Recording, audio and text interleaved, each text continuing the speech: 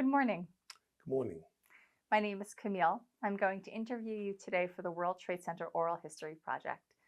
First, I want to thank you so much for taking the time to come in today and do this interview with me. Thank you for having me. So, the purpose of this interview is to allow you to give your personal perspective and story of the World Trade Center disaster and your involvement with the rescue and recovery efforts that followed. By sharing your story, you will help us capture this historic event in a unique and personal way. We believe these oral histories we gather will be invaluable to educators, researchers, and the public. As we visit these memories, please be as detailed as possible when describing your experiences. You may use the names of the people you worked with, street names, share sensory information like smells, tastes, noises, etc. I'd like to give a clear sense of the environment around you. We're trying to get a larger picture that only a human voice can give. So we will start by talking about your early life, followed by your memories of 9/11 and the aftermath, and then discuss your life now. I know that some memories may be difficult to talk about, so I want to thank you so much for being willing to share your story. Thank you. Can we have a starting time, please? 10:24. Thank you. Okay, so to begin, can you please state and spell your first name? Stafford, Stafford. Thank you, Stafford. Okay, so could you just take me through your early life a little, maybe your family, where you grew up, what led you to be a police officer, things like that? Okay, well, wow. So, my dad was from Philadelphia. My mom's from Nassau, Bahamas. Um, Actually, a small, peninsula called Cat Island. Um, Grew up in Brooklyn, New York, and then later moved to Long Island. Um, I have six brothers, one sister, and I grew up wanting to do law. I wanted to be a lawyer. Um, from high school, I represented, New York State and at the New York State Assembly, and uh, but then uh, I had a passion also for sports as well. Mm-hmm. So I was kind of like caught in the middle of uh, finishing up my law career and then playing football. I chose football. My mother didn't choose that. Okay. I had a brother who played, high school football in his early years, and he got hurt all the time. Okay. So my mother didn't want to. She didn't want that hassle of having to come up and take him to the hospital, and so. But I would still stay on the football team, and I would have someone else come and sign me in and say that they were my parents because Oh my. I really wanted to play. So it worked. It worked because I ended up getting a tryout with the Philadelphia Eagles, Wow. and I played 3 seasons with them. Wow. So I let go of the law career, and I stayed with football. Um, then at which time I said, you know what, this is not going to last that long. I'm getting injured a lot, and um, and then I was kind of like a diva player.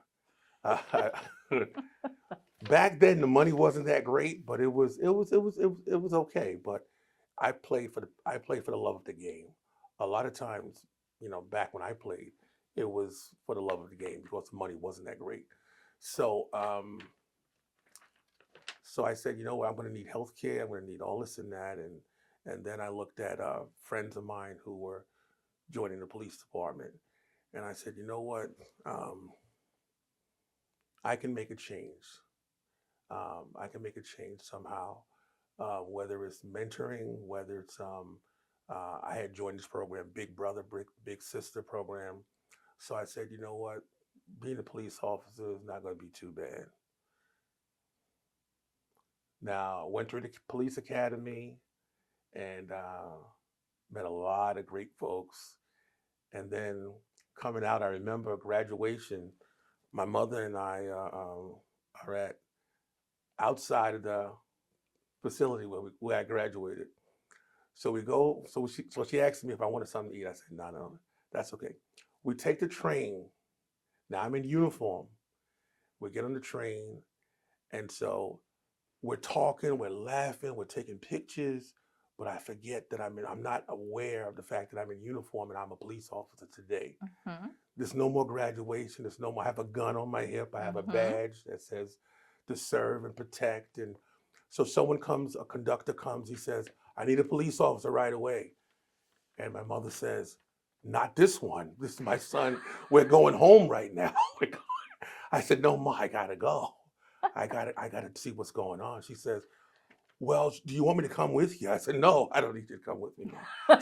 So I went. That's when the reality started taking place, or whatever. Yeah.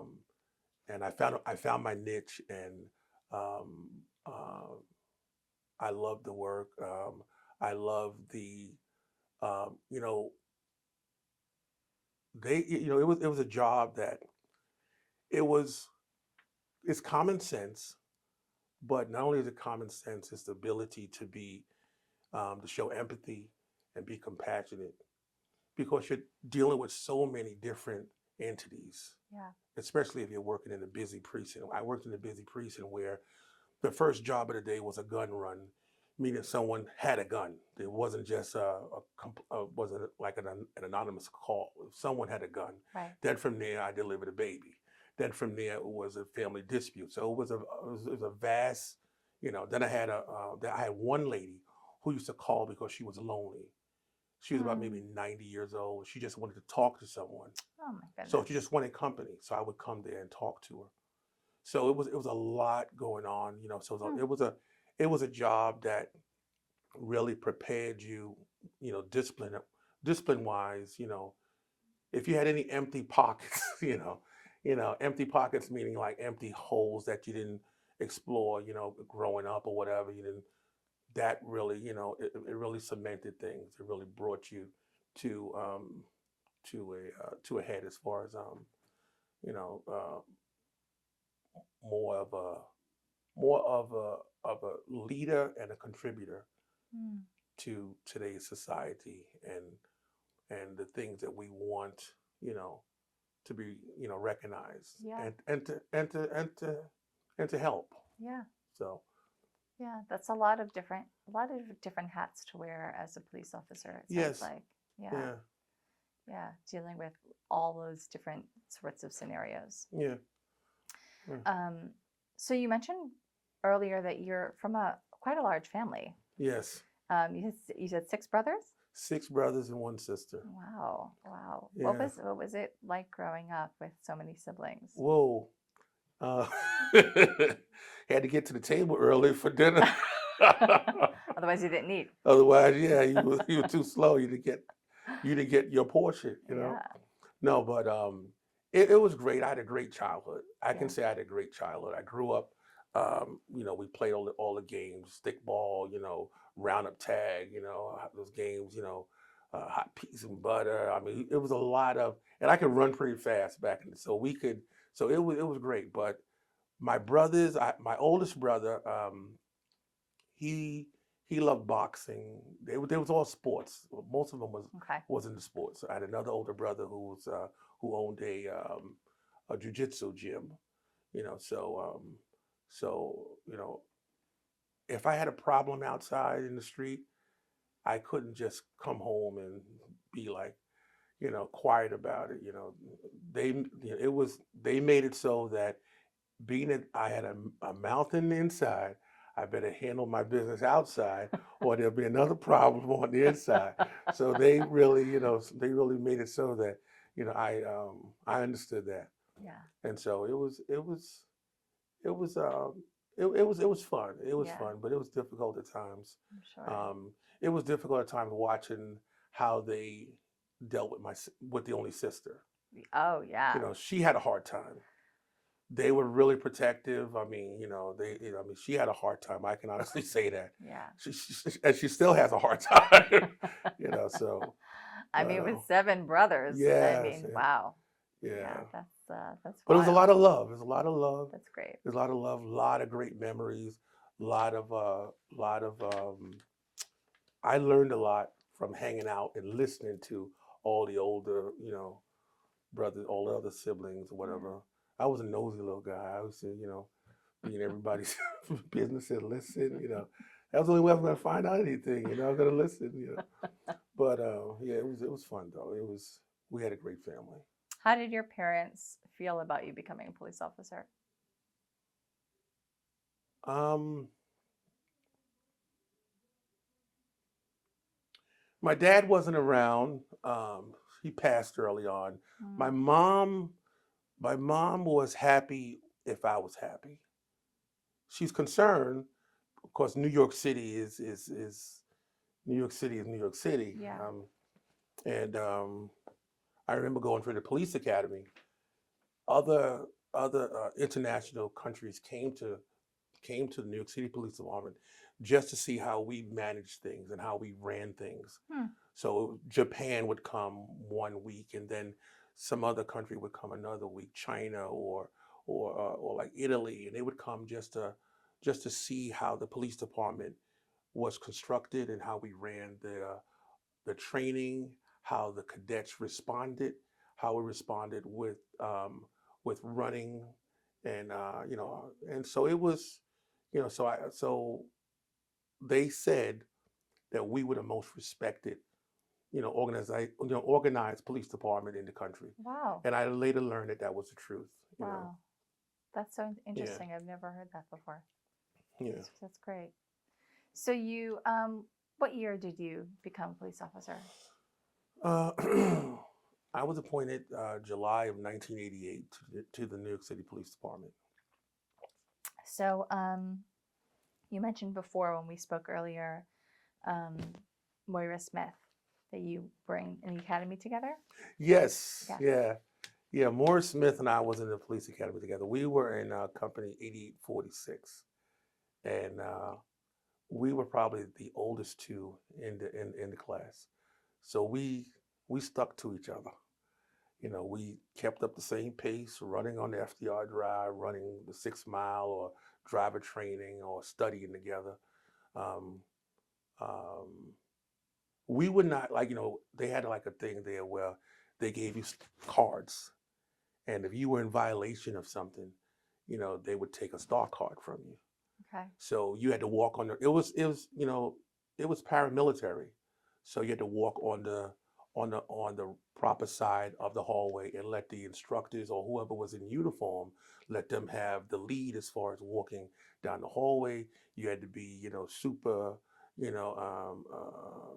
respectful, Hmm. and then some of the instructors asked you to bring certain things throughout the year, whether it was a pencil, whether it was a crayon, whatever, but you had to have it. And one time with one class, we didn't even use it till like the last day before graduation, but you had to have it. And so it was that aspect was that was good. That was a Yeah. good learning Mm. tool. So that was in 1988, you said? That was in 1988. Okay. So by 2001, you had been a police officer for about 13 years. 13 years. Yeah. Okay. Um, what? Tell me a little bit more about Moira and working with her. What kind of person she was? Can you repeat that again, please? Tell me more about Moira. Mora. Okay. Mora was a sweetheart. She was a giving person. Um, she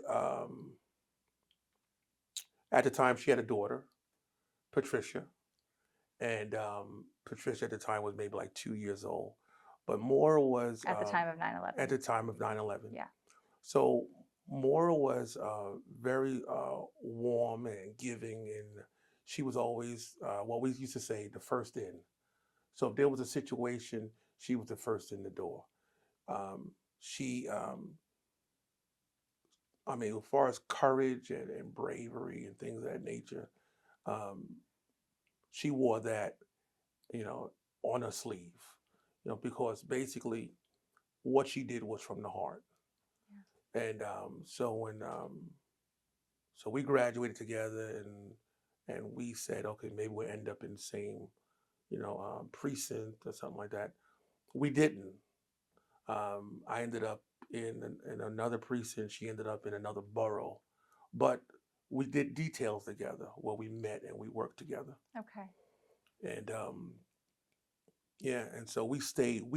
Both of us maintained that friendship for as long as I was on the police department, as long as she was there. Yeah. Yeah. So what precinct were you in? I worked in the 110th precinct. And where was that? That's in Corona, Queens. Okay. Okay. Yeah. So, Stafford, why don't you take me to 9/11 and your memories of that day? Hmm.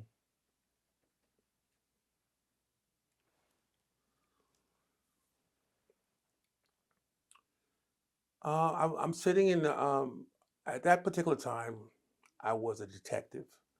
Okay. I elevated to detective, and I was promoted, I believe, in uh, 1992, I believe, something.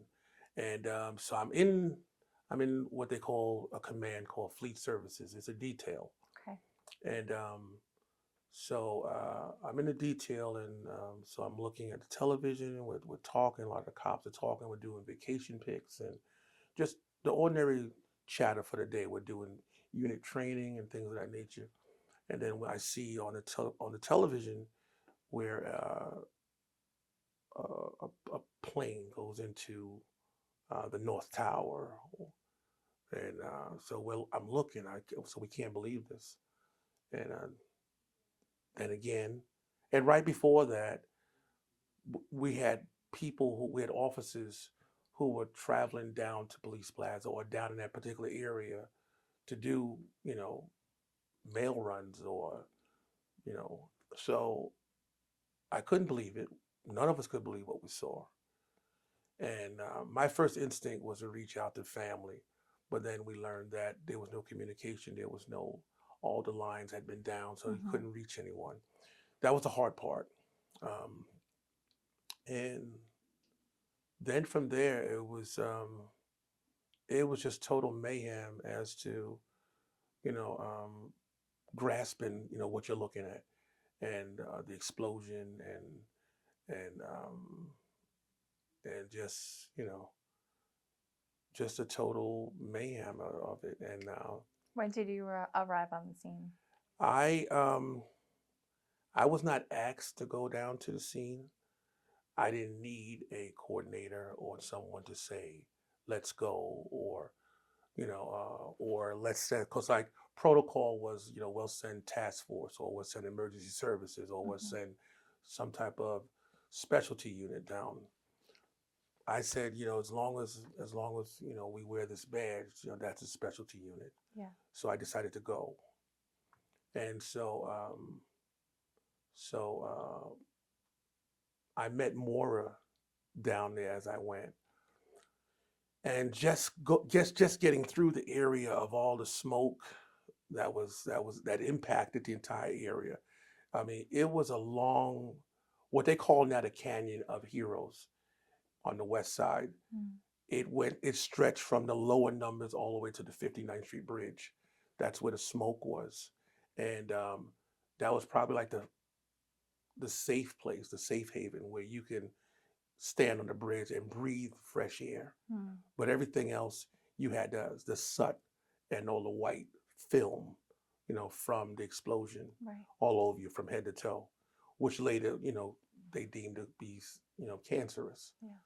But I went down, and by the time I got down there, it was because you had to get through a lot of traffic and fire department and a lot of grieving, and so when I got down there, it was in the later evening, and it looked like a bomb had hit.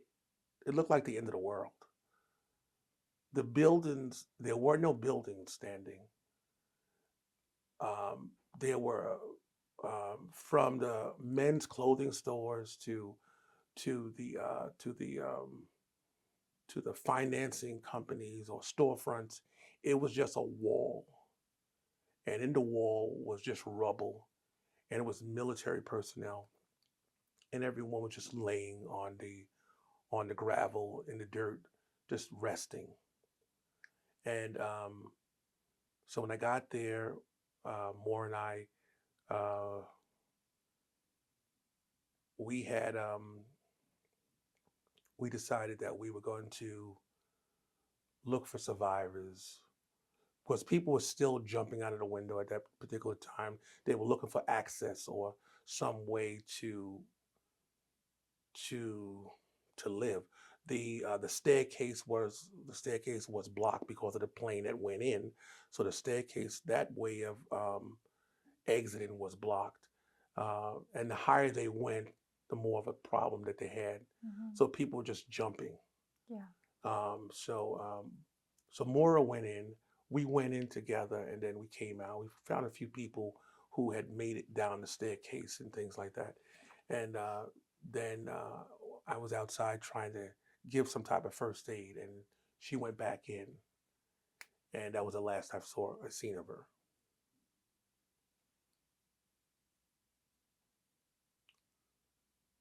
So at that point now we're just now I'm just what they did now was they have like what they call a chain of life, where they had all the first responders, whether it's firemen, uh, uh, paramedics, military, police officers, or just who whomever. We formed a line. We tied a rope in between all of us, Hmm. so we stood in the center of where the tower was. So it was a hole. It's a huge hole in the earth Hmm. with smoke and and at the same time we're like walking to this hole. There's girders, there's tissue, there's human tissue floating in the air, eye level. And so what we're looking for and what we're finding is body fragments. Yeah. Um, you know, and we're yelling for help. We're like transferring girders and objects from one person to the next until we can get like some type of visual in the hole Yeah. or something of that nature. And that went on for hours. So, I've heard many other people talk about Maura and hearing her distress calls over the radios. Right. S- Um, so, did you have an idea of where she was? I didn't. I didn't. Um, I didn't. We were at that point there. There was a commanding officer that came through, and they kind of prevented anybody else from going back into that building. Okay. They wanted to preserve the life that was outside. Um, I had no idea I didn't know that she went back in, um, but I didn't know where she was at. I heard the radio that it was a silence. There was a lot of yelling because there were still people on the staircases above and still below who didn't make it, but were just yelling. They were on fire, or they were just, they were just scared, and just Yeah. so it was a lot of yelling and a lot of screaming, and a lot of there was a lot of 911 responders who were trying to orchestrate a way out. So, uh, so her her voice or her bellows, I couldn't gather where exactly she was. I just knew at that point that I wasn't going to see her again. Um, uh, I thought about her daughter, um, and I thought about what am I going to say to our daughter. I mean, we were friends. We were friends off the job. Yeah. We were not just friends in the police academy. We were friends off the job. So so it was hard to deal with that aspect of it after the Yeah. fact. Yeah. Um, Moore, I believe, was the only second female police officer who had died that day. There were about maybe 2,000 other um, 911 responders, including, I guess, firefighters, paramedics who had died as well. Firemen, must have been about 400 of them, and a lot of the, it was a lot to take in, and then we had, I mean, I remember having the white stuff all over my, from head to toe. I remember trying to take a break and um, laying in what used to be a financial building, Okay. and there's no walls, there's no front. It's just, it's just a foundation, somewhat of a foundation, just rubble, and just laying on top of rubble, just trying to get a breather, but Wow. watching all this is going on, watching like I said, you can see, you can smell it, you can see the tissue because of the people who were jumping out off the uh, off the ledges. They were hitting they were hitting the ground. They were hitting cars on top of the ground. People who were on fire was jumping down. They were burning, and so the the live tissue would just floated in the air. It seemed for hours. Wow. You know, like I said, you can smell it. So um, it was a lot to digest, Yes. and a lot of um, you know, it, I guess after the fact, I was angry at the fact that it was a terrorist. After we learned that it was a terrorist act, that would later um, be like the hugest thing that our nation had to endure. But in the beginning, I wasn't angry at that point. I was just trying to contribute as much as I can. Yeah. I knew at that point I lost my partner. Um, um, I tried to go into a nearby firehouse to like gather myself. And when I went in there, the wives of other firemen who had just learned that their husbands or their brothers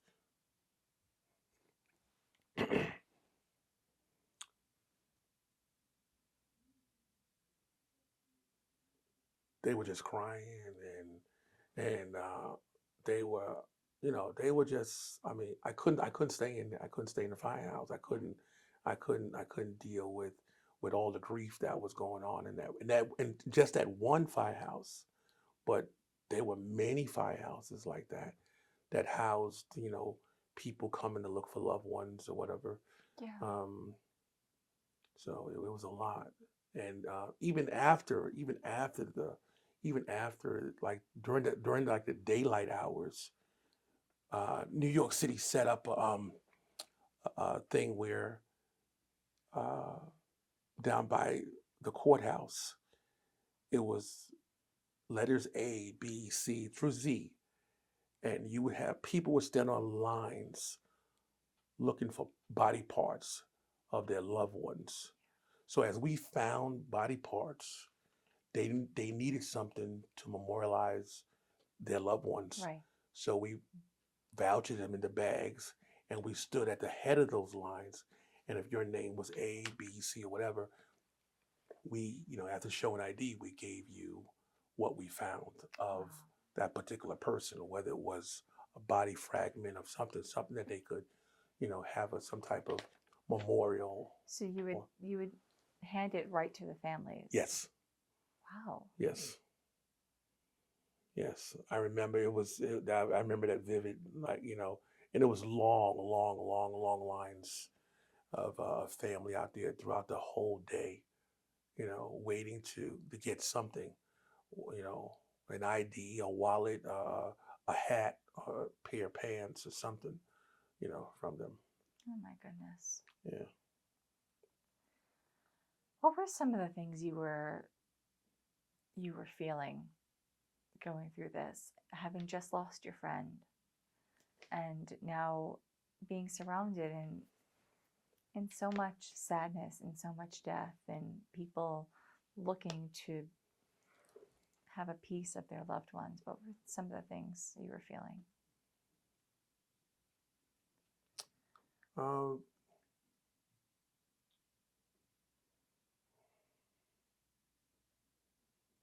I tried to I tried to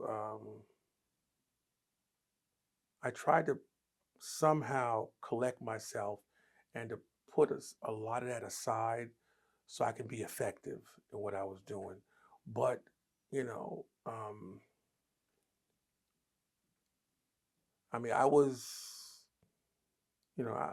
torn inside because I know, I know what I found, I know what I've seen, I know how people are feeling, and then on top of that, I hadn't spoke to my children yet. They didn't know if I was alive. Oh my goodness. So, because we had no communication, there was no way of the cell phones or whatever was not there was nothing working. Yeah. So no one knew if I was alive Wow. or like my mother or whatever. So it was difficult. I was feeling a lot of anxiety, a lot of um, almost kind of despair because while I was there, um, there was no manual for this. Whatever training you had or whatever you were taught, it went out the window. Basically, it Right. was just common sense and just try to help. So there wasn't a time to wait for uh, breathing apparatus or something that can help us to like see clearly or something. Now, you know what I'm saying? Something Yeah. oxygen or something. There was nothing given to us at that. We were just there and just trying to make a difference Right. in this tragedy. So, Stafford, what were your main duties on site? My main duties on site was to secure the perimeter, Okay. um, because we got to remember that within these towers there were banks, Hmm. so there were large sums of money that was still left and floating around. Right.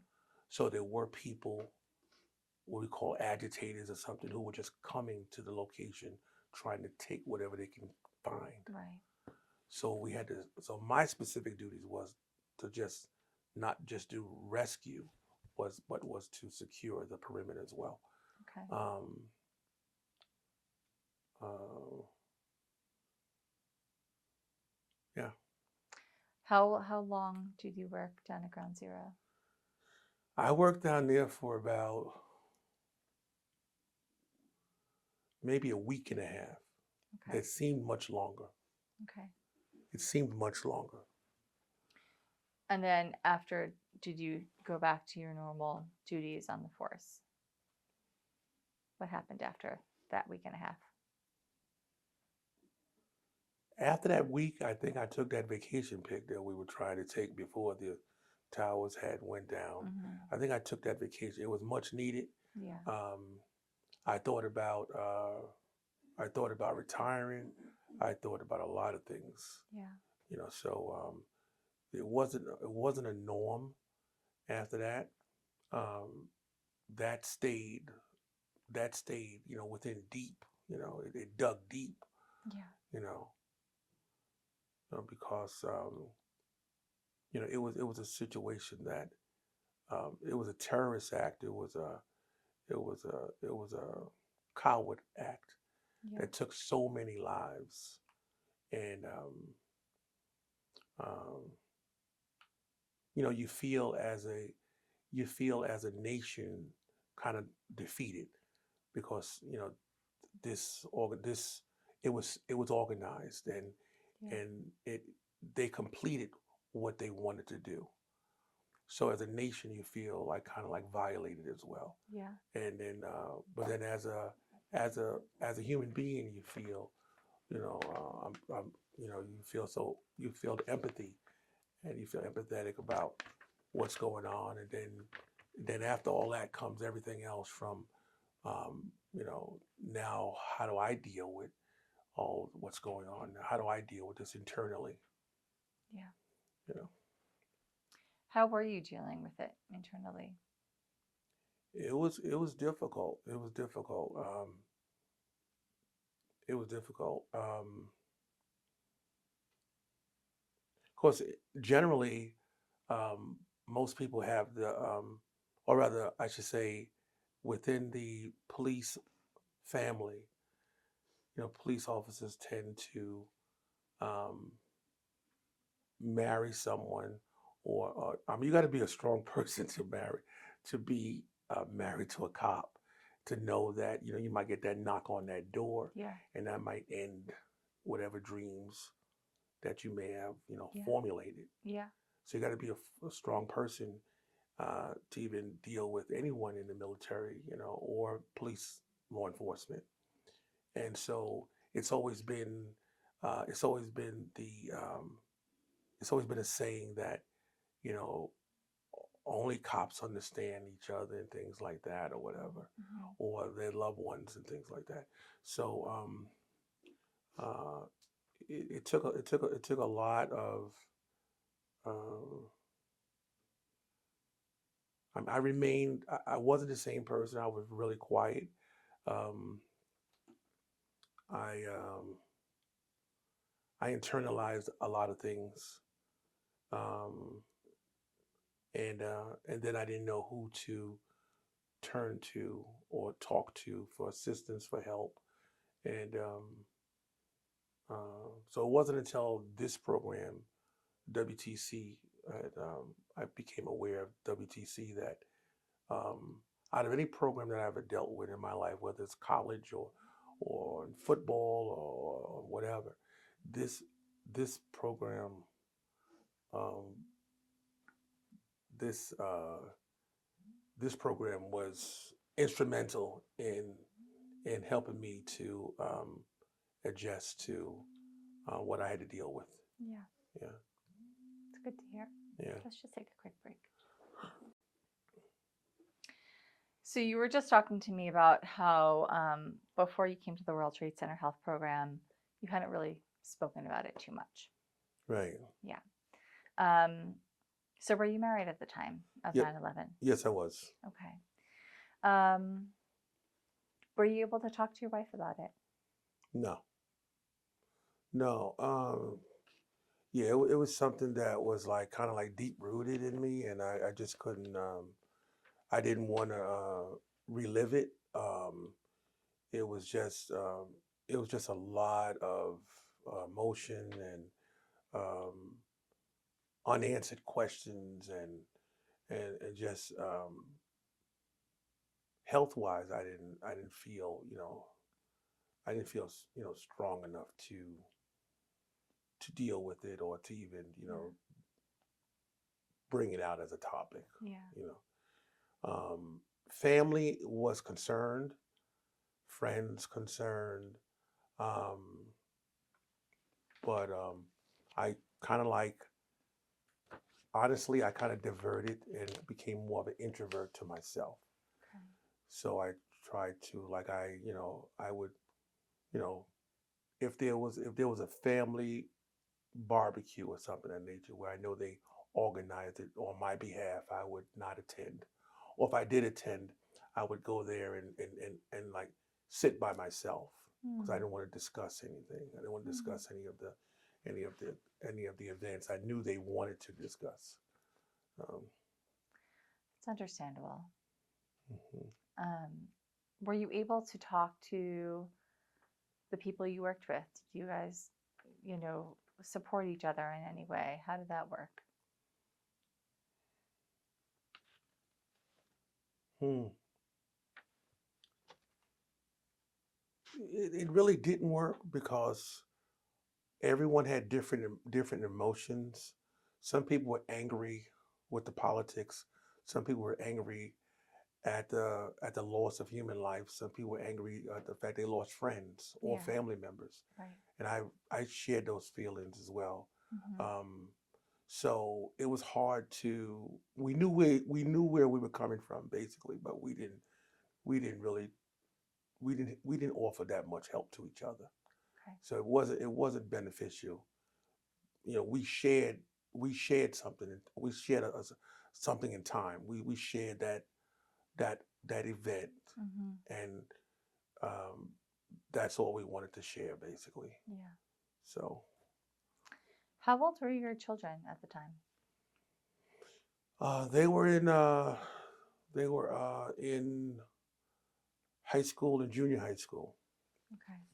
and I was really scared that you know I mean uh, they took it they you know one or two of them needed counseling behind it because they didn't understand.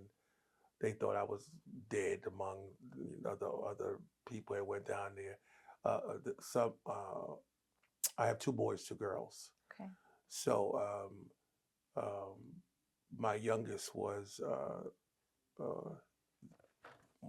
more upset the fact that I guess the older ones understood why I went, but the youngest one didn't understand. Okay. So she was kind of like, you know, why did you go there and risk leaving us? It's a hard thing to Yeah, understand for a child. Yeah, right. a teenager. Hmm. Um, how do you think, you said you were very quiet about it. You didn't talk about it so much with your family.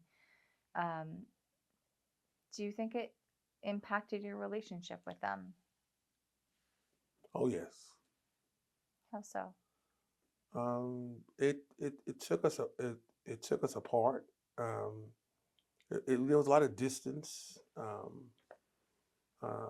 Before that, before 9/11, we had great communication. Or or I was known to arrange family outings. We had an aunt who used to do that and keep the family together as the martyr of the family. Yeah. And once she passed, I took over that duty, Hmm. and I would arrange things for, you know, for the kids, or either go to Sesame Place or whatever, Great Dorney Park or whatever the case may be, doing Yeah. things to keep everyone, you know, cohesive and keep everyone together. Yeah. But after that, yeah, I didn't participate in much. Mm. Um, yeah, I became more. I shut down, so to speak. I shut down. Okay. It was a lot to deal with. Um, then it was then the issue came up with Patricia, Moore's daughter, who I knew I had to confront at some point or another. Yeah. And I wasn't looking forward to that, but I knew I had to talk to her because she wanted to know about her mom. She didn't really know her mom. Yeah. She wanted to know what her mom was like, and you know, and she wanted me to share memories and things of, you know, when we laughed and, you know, did things together, had fun. And so I knew I had to do that one day. Um, in the interim, though, of her growing up and uh, uh, myself and other uniform officers, along with her dad, was instrumental in sort of like raising her Yeah. and giving her things that she needed. Um, it was hard to give. Well, just when you lose your mother, you know, at such a young age, you know, you can't duplicate that. So it was hard to duplicate it, but we did the best we could, to the point where when President Obama when he came to New York City, when he just became president, Hmm. Patricia Smith was asked to present him with the key to the city. So that was an honor for her to do Wow. that. And I seen it. I didn't go. I was asked to come and I didn't go. And so I watched it on television. I watched her present Obama with the key to the city. Wow. Yeah. And then visit Ground Zero. So Wow. So while Patricia was growing up, what kinds of things did you do for her along with your fellow officers? we did things like we raised money and got um, funding for her to attend camp, for her to attend college, Wow. um, for her to have that type of um, to grow up with that with like with kids who were able to, you know, be of her peers, you know, not so she can, you know, she was going through a lot. You know, she had a lot of questions about her mom and missing her mom, and so we tried to alleviate a lot of that. Just try to be there for as much in that respect. Yeah. Um, Time went by quick. Yeah. Time went by quick because I dreaded having to talk to her, and I one time I think I answered something for WTC. They asked for um, volunteers to do a survey, and I began doing that, and it took me to do maybe like three or four of them before I can begin to talk to even people in my group. Hmm. And then once I began to talk to people in my group, then I began to take on another program where I was talking to students at Stony Brook about, you know, what the adversities we faced as a responder at 9/11. And it wasn't until then I decided, okay, I'm okay now. Because if I'm not strong inside, I can't be strong. I can't be that vessel to help her. Right. So I had to strengthen myself up. Yeah. So once I was able to do that, then I could, you know, then I was able to talk to her and tell her, you know, memories of her mom with her and I in the academy, outside the academy, you know, how her mom danced and how how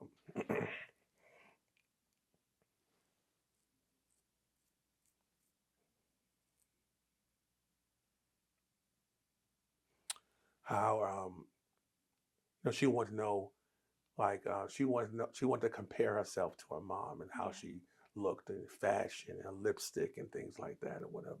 So I was able to, you know, give her those, you know, those fundamental uh, memories. That's beautiful. Um, how old was Patricia when you had that conversation with her? At that time, she was in her 20s at that time, so she was able to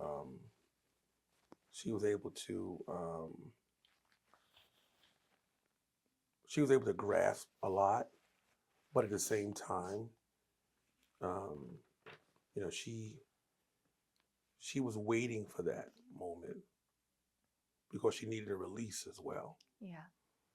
So That closure. she needed closure, Yeah. yes. Yeah. Well, it's amazing that you were able to do that for her. I'm sure it was very special to her. Stafford, you've you talked a little bit about the World Trade Center Health Program and coming here. Um, can you talk to me a little bit about how your health has been affected by serving at Ground Zero? Uh, um, I was like many years after 9/11. I was working. I had a restaurant, and I was working at my restaurant, and and I felt kind of dizzy, and I'm like, wow, what's going on? I feel kind of dizzy, and I go outside inside the in an area by myself because I just felt that I was gonna collapse. I knew I was gonna go. So I didn't want to be visible inside the restaurant to my customers. Okay. So I went out back and I made a phone call to my son and I asked him if he can get in contact with my brother because my brother worked on the island. He didn't work too far. So I was like, I was trying to get in contact with him to come down but by that time I already collapsed. Oh my goodness. So then my brother did make it down. He brought the police officers down and they did an air rescue and they took me to at then Southside Hospital. So they couldn't grasp what was going on. It was I had a two body temperature where I was cold outside and it was like something else going on in the inside or whatever. Hmm. But then after a while they said, hey, we gotta go in and see what's going on, and we don't really have time to wait. So I said, oh, okay. I said, I gotta contact my daughter though. I gotta, or they said, no, we don't have time for that. We gotta go in immediately. So when I went in, um, they said that I had developed a cyst on my spleen that had caused the spleen to burst, Wow. which caused interior bleeding that came from 9/11. And then, and then after that, I remained in the hospital for about 2 months. And then they came back and said, well, you want the good news or the bad news? I said, well, it really doesn't matter at this point. Just give me the news. So they said, well, it appears that you have cancer. And I said, that's not possible. I said, I was an athlete. I ran track. I played pro football. I said, there's no way I got. They said, well, they said this cancer is in your stomach. But they said the good thing is the fact that being that you were an athlete, it did not spread. It stayed stagnant within the lines of your intestine. Hmm. But we do have to remove a large portion of your intestines, and we have to get this out immediately. So, so I said, wow, another surgery. So I was tired from that. I mean, my lung collapsed. Went through a lot. Um, my kids were there with me. Most of my friends, most police officers, most athletes who I worked with or worked with in the past, they came to visit out of concern. And it was a surgery that they said I wouldn't survive because I had lost so much blood during the first surgery. Um, so they went in and took out the cancer, and then they removed intestines. They removed some portions of the spleen, and um,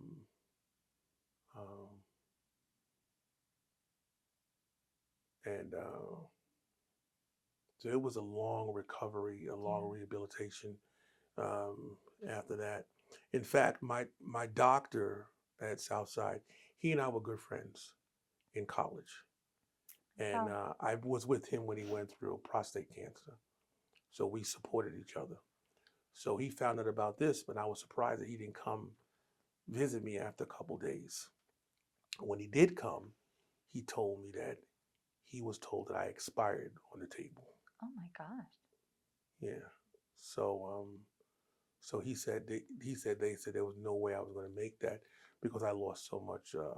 Like the blood count was really bad. Wow. Yeah. So and it was just so too much irregularities with everything, um, with the cancer and everything. So he said I didn't even know you were still here, Oh my and goodness. so so after that I dealt with I went against my mother's and friends. They always believe that take radiation if you have to take you know deal with cancer, take radiation. And I said, with technology has come a long way now. So I said, I'm going to deal with the chemo. And I said, I'm bald headed, so I'm not going to lose any hair.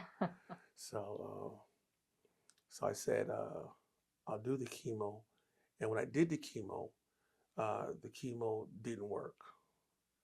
The doctor said that the cancer was really, it was really strong. It did a lot. It did some damage. So they suggested I do aggressive chemo, and that's what I did. I did aggressive chemo for about 3 years. Wow. And when was this?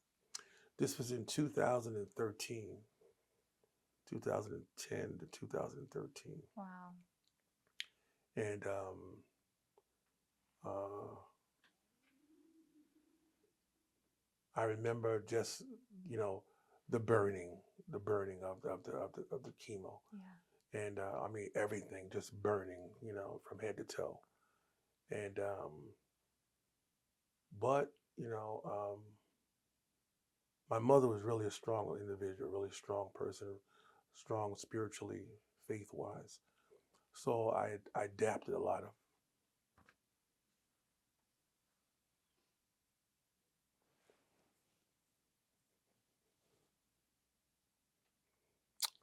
I adapted a lot of qualities from her.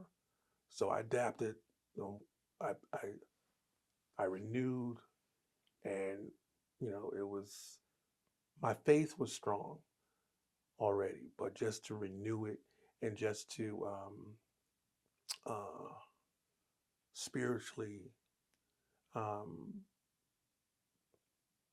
strengthen. And so I said, I'm not going to embrace this disease.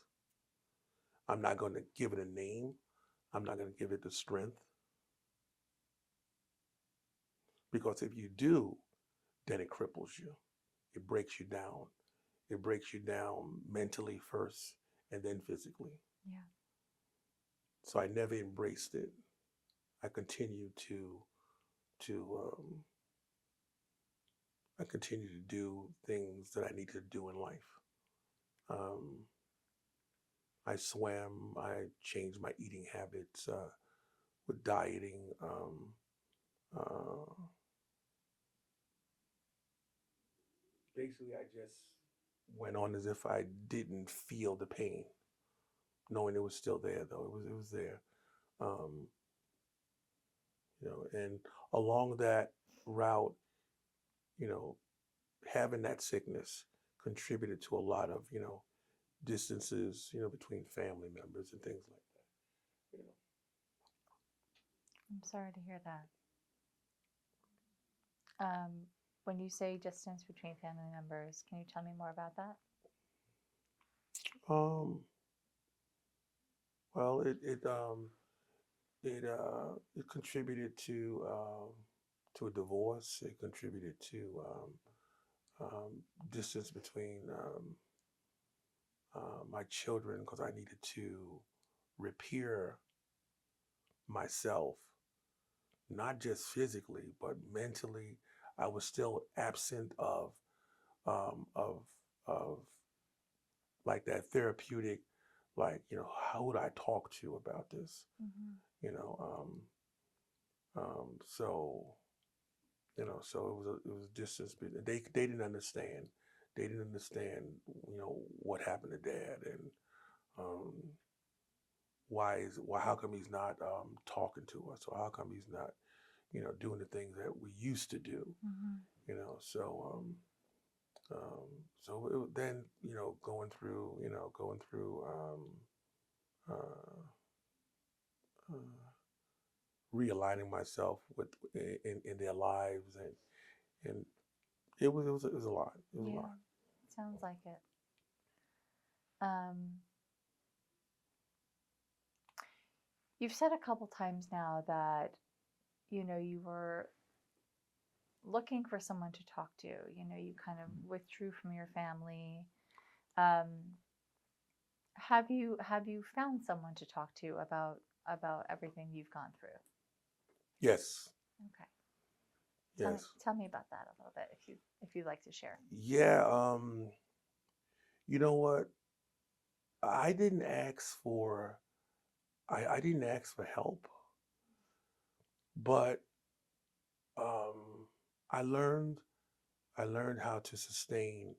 I learned how to create great relationships and sustain great relationships, and and in the police department, when they say it's a brotherhood, sisterhood for life, and that's what it is. Mm-hmm. I was in the hospital and not knowing how I was going to pay for chemo or anything of that nature. And a police officer who I hadn't worked with in more than 25, 30 years, he just happened to show up because his wife was a nurse at the hospital. Mm-hmm. And she said, I think I remember Chavis, that you guys worked together. And so he showed up and he made a phone call to the WTC program and to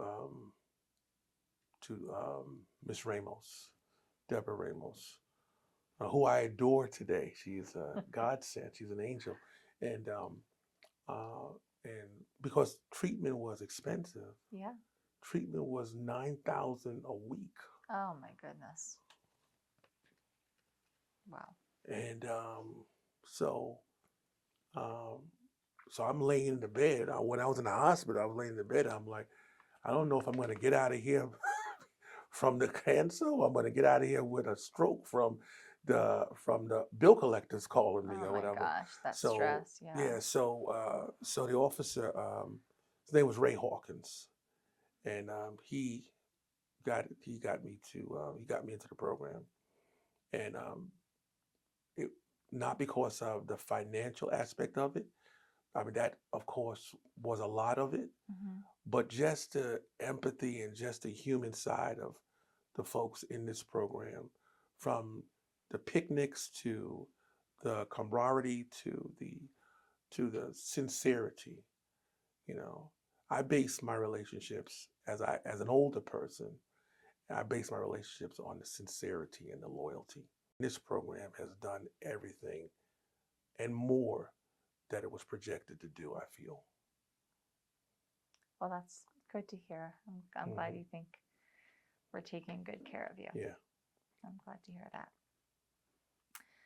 I'm just going to take a quick break. So, Stafford, you mentioned a little bit before about your faith. Can you tell me a little bit more about your faith and how that affects you as a person?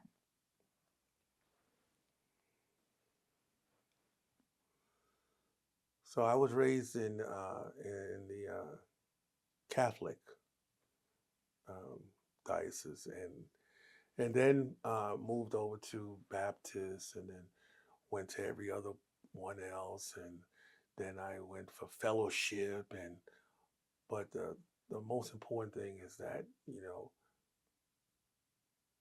no matter any of anything that any one of the any one of them, whether it's Catholic, Protestant, Jehovah, as long as you understand in life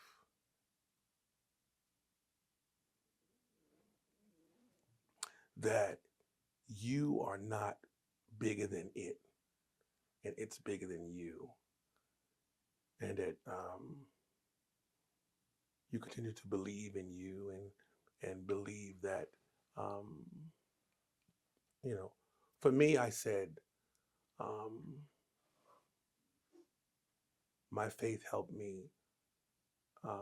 It developed a character in me in which I said I have a couple footprints. One being, um, I want to be able to, um, if you know, um, my brother or sister is not too heavy, I can carry them. And then the other footprint is, you know, for what I've learned and what I've gone through, to pass on to someone else walking behind me to make their steps um, manageable. Mm, Not easy, just manageable. yeah, Because nothing is easy, yeah. you know. It's a nice So way to live. yeah, but you got to believe in something, and you got to have that respect. You got to remain humble, and and you just have to um, place you have to place that entity above everything else, Yeah, because without that entity, you are basically nothing. yeah. You know, so. Thank you for sharing. Hmm. How do you think, I'm going to switch gears. So, we have spoken on the phone a little bit about you've been doing some work in the film industry recently. So, talk to me a little bit about that and how it has impacted you. Oh. Um, I had when I was in the police department, there was a veteran cop. His name was Joe Branco, and he always used to say to me, Stafford, just before he retired, he used to say, Stafford, you missed your calling. He said, you got a great voice, you got a really loud voice. He said, you'd be great in film, you'd be great in, and I used to listen to him. I thought, this guy's crazy. Let him retire. But then I knew that, as when I was younger, I was like always cracking jokes and like the life of the party, things like that. So I always wanted to try something like that in like entertainment. So I did try it. I tried some stand-up comedy. Mm-hmm. I enjoyed it, Yeah. but the first the first round was pretty good. It went pretty good. And the second, it didn't go too good. So I was like, this is not for me. I just had like a vision of like maybe like that little there was a program called like Little Rascals where the kids get tomatoes thrown at them and things. So I said, I don't want that. So I said, I got to find something else. So my kids were older and they were into their own things. They're adulthood now. They are finding themselves, and I'm realigning myself with them and realigning our relationships and strengthening our relationships. And so I said, you know something, I want to step out of the box. I want to step out of the box, and I want to do something different. I want to embrace something different. I want to embrace some arts. And there was an ad in the paper, in the New York City paper, and I said, you know what, I'm going to go. So it was in Manhattan. They didn't say what the job was or what the film was. And I ended up getting there about 6 o'clock in the morning, waited online till about 10 o'clock. The line it started off where I can see people. Then I couldn't see anyone. The line stretched so far Oh after my that. goodness. We went into this building and they asked me to say a few words. And I said a few words. They moved me from space to space, from the front to the back. And then they put a circle on me on my jacket and said, go to the next building. So as I was coming out, people were like, oh, you made it because you got the circle. Because I guess they were familiar with the process. Okay. So they said, oh, you made it. So I said, oh, wow, I didn't even know I made it. So I said, good, good, I'm on my way. Hollywood, I'm on my way. So I went to the next process, and they had me sign some. They asked me to sign some paperwork, some documents, and I'm like, well, what is this for? And I'm reading it, and it says Batman. I said, Batman. So I said, I'm gonna do it. And I said, this is for the Dark Knight, and they said, yes, this is for Dark Knight. Oh my goodness. So I said, are you serious? They said, yeah. So I said, so they were willing to hire me for a short time of 1 week and pay, it was a big budget film.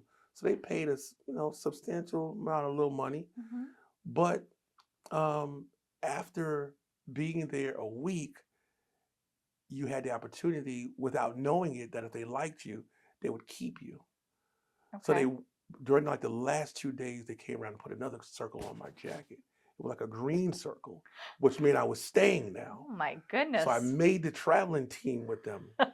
So I'm like, wow, this is great. This is great. So I made the traveling team. I went to San Francisco with them, and I was on set with like people I watch on television, Morgan Freeman and everybody. And I'm like, wow, this is fantastic. Then, because at one time I was eating with everyone, all the, you know, like background people, as we would call Mm-hmm. background. Mm-hmm. And we're eating a brown bag, which was a piece of fruit, a sandwich, and some other dessert. Mm-hmm. But now somehow they asked me my opinion on a particular, you know, scene, Mm-hmm. what I see, how I should see it. So I told them it was a newspaper stand. I remember we have the newspaper stands in New York City, and I said, you know what? If I took Bane by this collar and tossed him into that there, it would cause that thing to shake, and that would be a nice reaction. And I said that would be a great reaction to this scene because it was a face off between Batman and Bane. Mm-hmm. So they said that sounds good. So they did it, Oh my and they said, goodness. you know what? Give him another circle. So I got another circle. Oh my goodness. So now I get to eat with everybody. So I'm no longer eating the brown bag now. Oh, you've been upgraded. I'm upgraded now. Now I'm sitting with Morgan Freeman now, and I'm Oh. eating. I'm eating seafood. I'm eating everything from a great lunch. Now I'm taking my time back to lunch break. So it went good. It went good. But the best part of that is uh, I stayed for probably 2 weeks or so, and 2 or 3 weeks, uh, and then they sent me a check. It was great seeing it in the mail, Hollywood, and this and that. I said, "Oh, this is wow! I'm on my way." But then I asked a friend of mine, you know, we had spoke about the check, and he said that he had got his. But he told me his amount that he received, and I said, "Wait a minute, I didn't get that amount." So I asked him, How come you got so much more?" And we practically did the same thing in the scene. We were dead. I mean, they killed us off, and they told us just lie there in the street, and everyone ran all over us and stuff. And he laid so close to me. I said, "Hey, you're going to be in the scene, man. You don't have to lay so close. Put your leg over that way a little bit." So, so he said to me, if he says he was a part of SAG, I said, "What is SAG?" He said, "That's the union. You become a part of the union, Right. you get paid more, and they care about you, and this and that." I said, "Oh wow, that's something I want to get into. I'm interested in that." Mm-hmm. And then before you know it, I learned how all the ins and outs about it. And um, uh, I was used to working. I worked in the police department. I worked as a counseling programs. I had my own business at one point, owned things. So I knew, like, scientifically, to make something work, to sustain it, you got to learn the fundamentals of it. Mm-hmm. So I said, I better go learn the fundamentals of this acting thing. I better get into classes, take some classes, and then Good. go to a lawyer and find out what are the loopholes and things like that, so that I don't get burnt.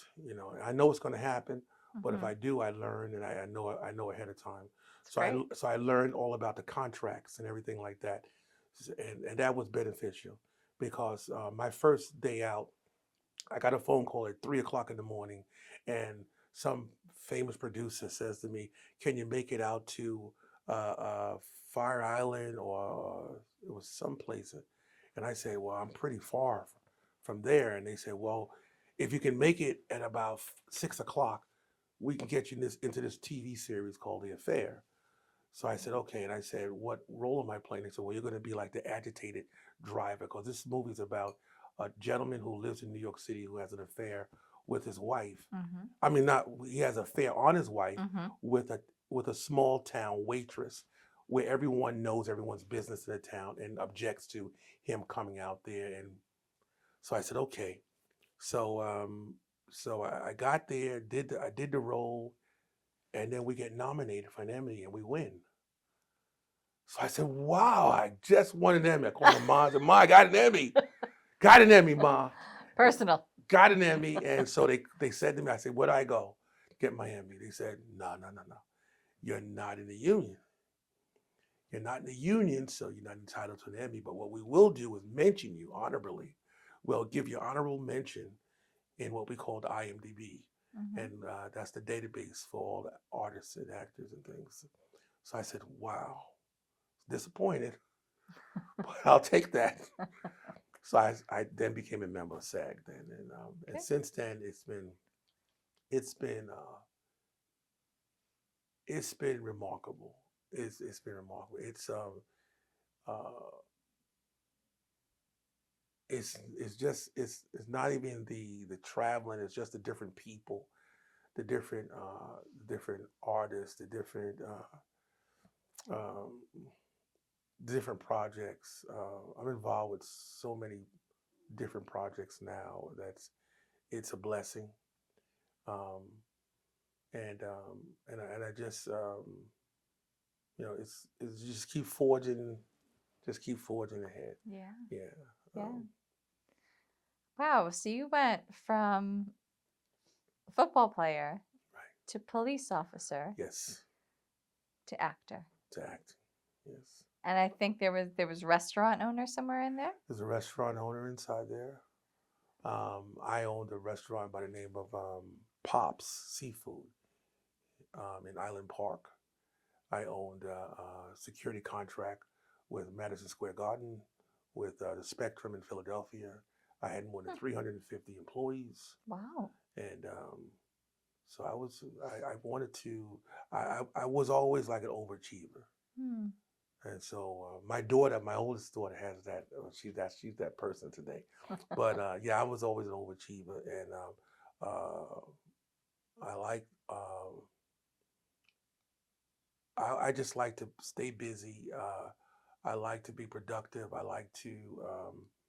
Uh, I like to interact with different cultures and different people. I love to travel. Yeah. When I travel not for not for the tourist side. I travel for the culture side Yeah. of things or whatever to learn about different things or Yeah. whatever.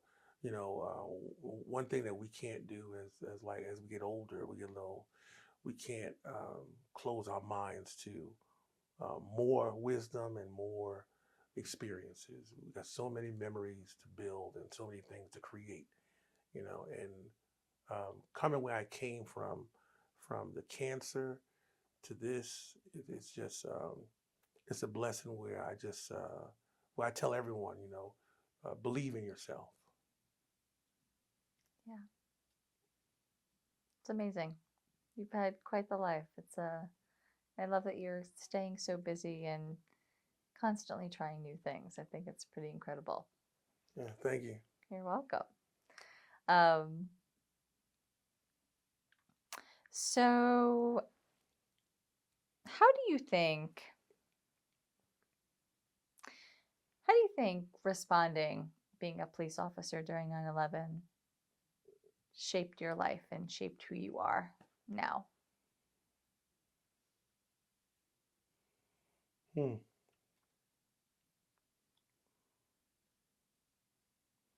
Being a police officer, period, like first and foremost, gave me more of a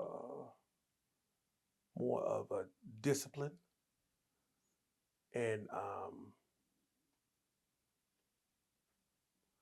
I'm able to how it shaped my life is I like, I don't know whether it works for everyone else, but it works for me. I like order. I like order. I like to um, uh, for me, it developed me and my character into such as I try to like compare it to like chess and checkers, where I used to, as if we're doing checkers, I used to make multiple jumps at some time or another, or Mm-hmm. random things. But with chess, my moves are more uh, concentrated and more meticulous, Hmm. so that I'm able to step back from things and view it with a wide parameter, as opposed to looking at it like this. Yeah, I can see that even just by the way you were talking about, going into the film industry, before you really jumped in, you know, deciding to take classes, deciding to speak to a lawyer to understand the contracts. I mean, right, that's like it's the art, but it's also the business Right, of the acting world. So, right, yeah. and it's crazy because nowadays people who've been in the business for 20 years don't know how to do contracts, or Mhm.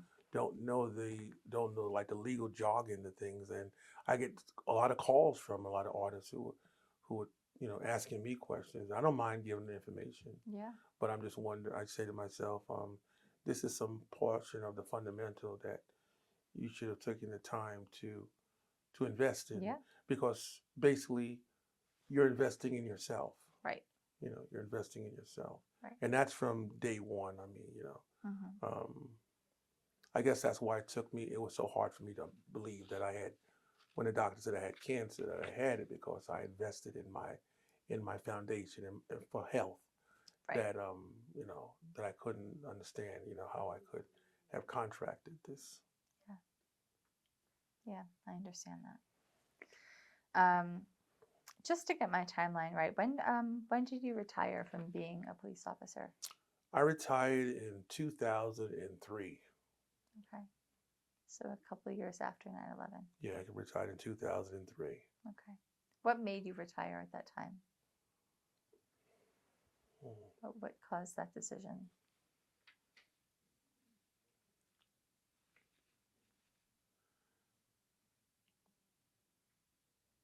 I think it was the fact that the cancer had a lot to do with it. But it was a thing where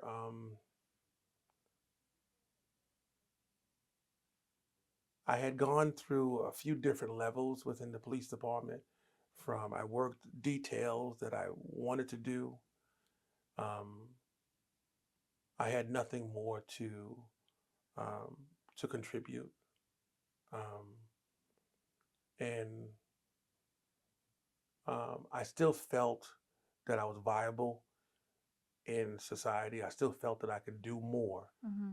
than just be a police officer. A lot of people become stagnant in Yeah. things and in life, and I just felt like I could do more, and I just wanted to do more, and um,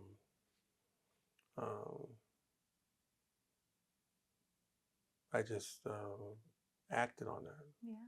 Yeah, and yeah, I just acted on that, and um, I had a few injuries, coming from 9/11 too. I mean, Yeah. when I was there, I had a girder, fall on my, it kind of like fell on my hand, so to speak, or whatever. It wasn't major, but it was just things that contributed to my decision that said that um, how the world crisis was and how things were going in the world today, there was no need for me any longer to be a police officer. I, Yeah. I, I came in, I elevated from police officer to detective. I worked in various details such as organized crime to major narcotics. I worked in street crime. I worked in, plain clothes. I worked in with the DEA, the drug endowment, But so I didn't have anything more um, to not to prove, but to contribute. Okay. Um, the There was a police officer who came 6 or 7 years after me. I trained that police officer. He's now the chief of police today. Hmm. Um, Jeff Madry. I trained him in the 110 precinct. Uh, um, Oh wow. well, we attended Bayside High School together. Not just that, but we were also partners at one time in the police department. Wow. So, Hmm. and it was funny because when I was in film, I had an event where I was asked to do the Winter Film Awards. It was a television show, and I was presenting. Will Smith turned it down. A few other people had turned it down, so they asked me, and I said, "I'm going to take that opportunity." And my first guest was Eric Adams. So Wow. I had to. So it was kind of ironic that we had met so long ago, but Right. that we meet on this stage together. Wow. So Wow. That's really interesting. Um, Stafford, thinking back, of this amazing life that you just told me about, and you still have lots of things to do. How do you want to be remembered in this world? oh boy. Oh boy. Wow. Mm. Oh boy. Um oh yeah.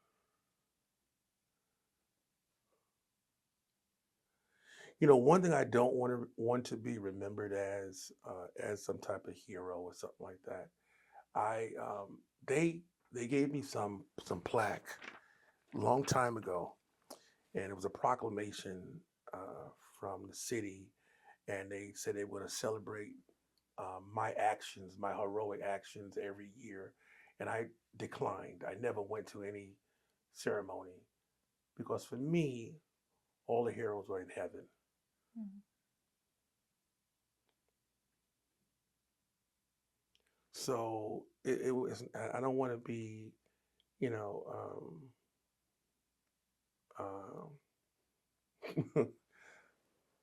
I'm laughing to myself because I've thought of this.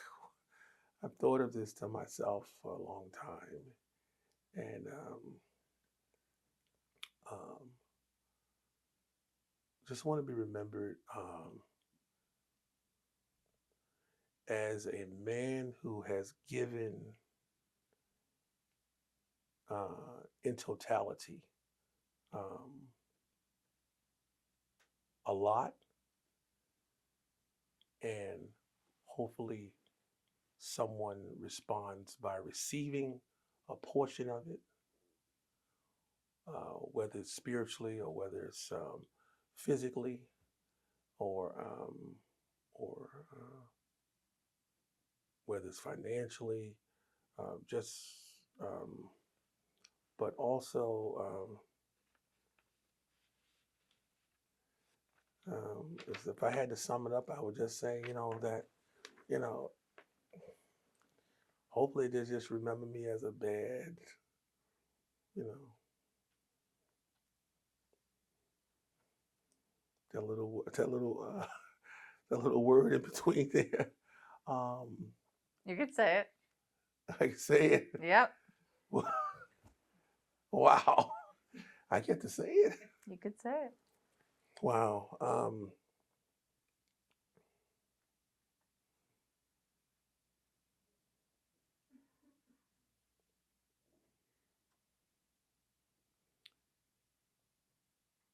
I just would like to be uh, I guess I would say like a bad um, mother sucker. Close enough. Yeah, mother sucker. Yeah, bad mother sucker. Yeah, yeah. And that's only because um,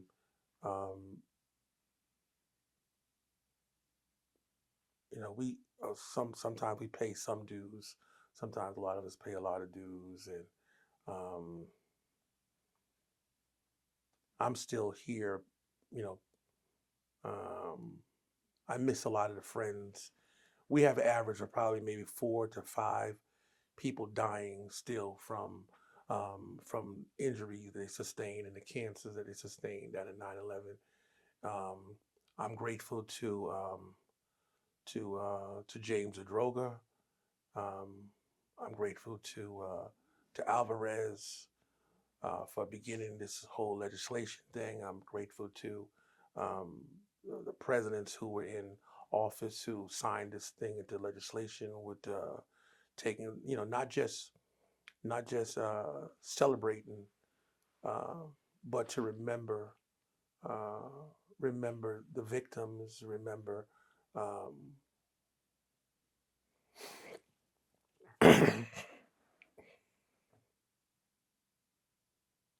remember celebrate life and try to accommodate financially with health insurances and things like that. So so for me, it's not really like a big um, it's nothing really like to figure out. It's really simple. It's just doing the right thing. It's Yeah, it's it's remembering. You know, yeah, it's not just history. It's it was so many lives that were lost, and so many lives that are still being affected.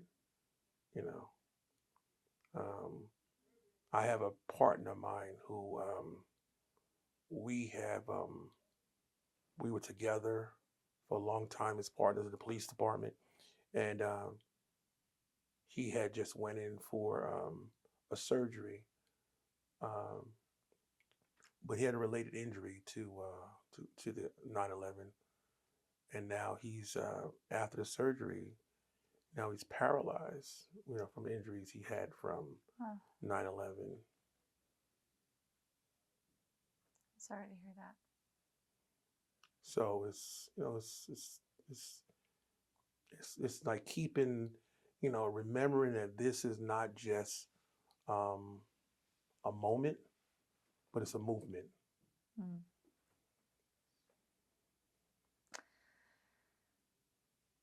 Has this interview captured everything that you wanted to speak about?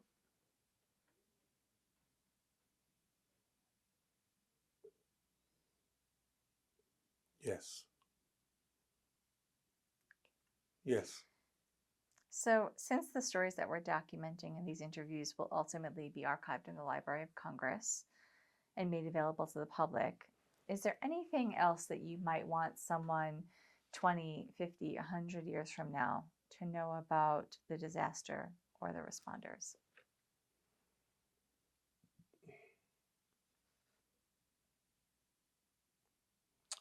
I would want I would want folks to know that people gave themselves unselfishly. Um, uh, I would want um,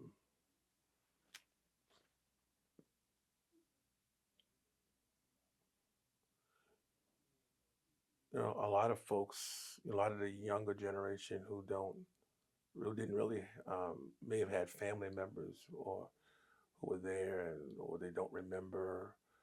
Um, I mean,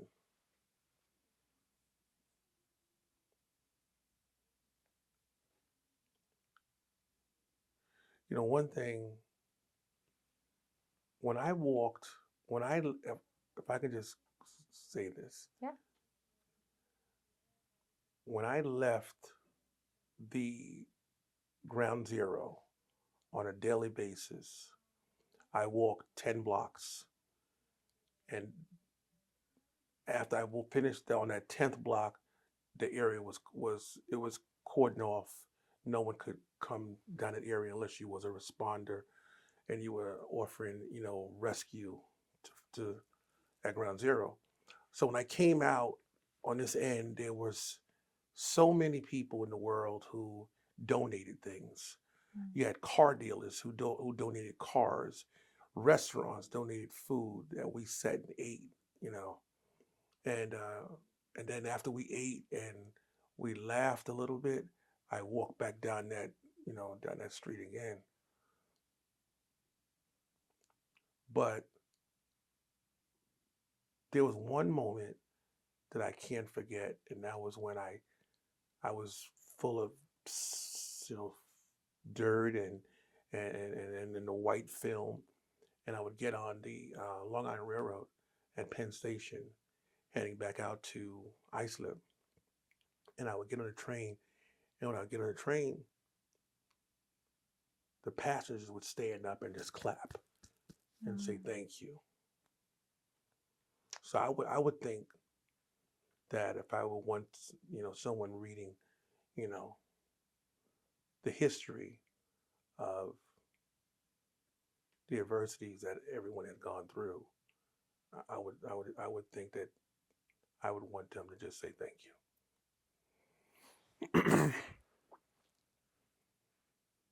Thank you, Stafford.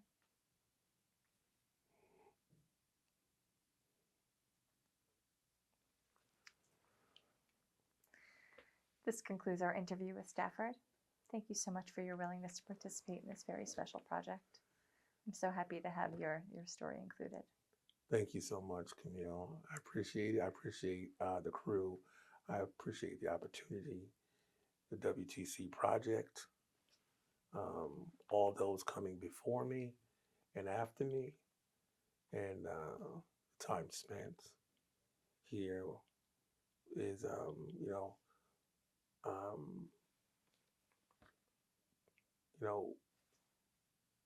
when you go through adversity, you just want to keep going. You want to continue. You want to move forward. So, and you want to create memories. So this is a memory that I hold. It's our pleasure. Thank you. Thank you. Ending time? Okay, so this is a proclamation presented to me from then the city comptroller, Mark Green, which states that it talks about my strength and what I gave to the city of New York and what they gave to me and the heroics down at 9/11 at Ground Zero. And it just talks about how they're going to name a specific day after police officer Stafford Chavis and just acknowledging that fact. That's it. Thank you.